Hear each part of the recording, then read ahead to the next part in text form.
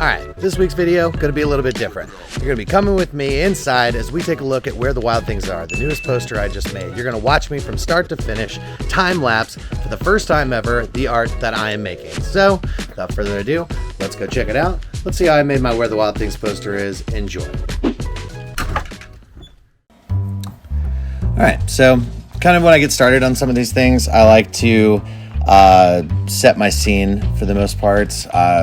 Max comes in on his boat, so I kind of wanted to have this like boat going on down in the corner, which, as you remember from just looking at it, I actually didn't end up using this boat at all. So time put into making this little sailboat for Max was basically lost. But as I got more into working on the scene for this and how things are going to end up going, the dancing in the woods and kind of going crazy, I ended up ditching that and kind of just adding to it because I didn't want the sailboat to take away from the photo. But as you can see, kind of getting my little grassy knoll thing going on there, getting the trees all set and good to go before I end up putting my characters in and just kind of getting my mind on the mood on how I want this to end up looking.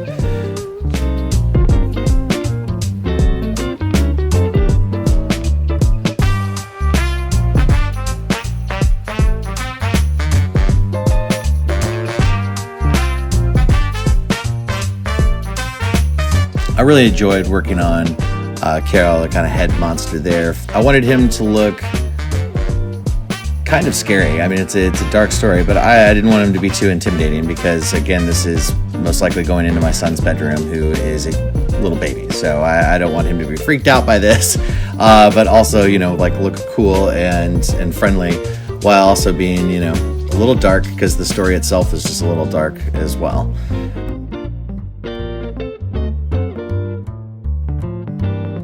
Then, of course, King Max in the background. I wanted to really be featured and to be seen there. So I wanted my trees and lighting and everything to be just right so that you could really get a good view of him doing his thing back there with what will be a torch in just a second.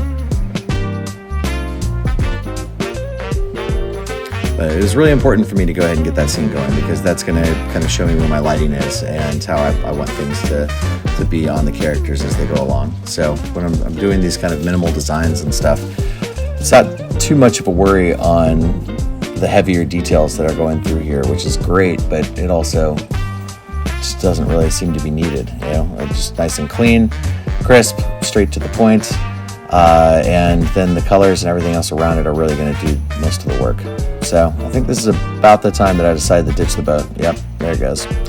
And then I kind of paused there for a second, trying to figure out what I should add. And I mean, I love a good nature scene and having stuff there. If you look at my Alice in Wonderland, Lion of the Witch and the Wardrobe, things like that, I've always got kind of this little tree thing. And ultimately, when I feel like when you're looking at this design, you're obviously going to start at the top and work your way down and see Max and Carol there dancing around and stuff, but then you're going to make your way down to the bottom right where you're going to end up seeing where the wild things are, and that's where your eye will kind of travel upward through the trees and the little scene that you have right there. So it's a nice motion to it. And I always put like a little thing in the bottom corner as well, whether it be bees like Winnie the Pooh or bunny tracks for Alice in Wonderland. Boom, boom, boom. That's it. Nice and easy. Where the Wild Things Are. One of my favorites. Hopefully it sells well for me this weekend at GalaxyCon, but there it is.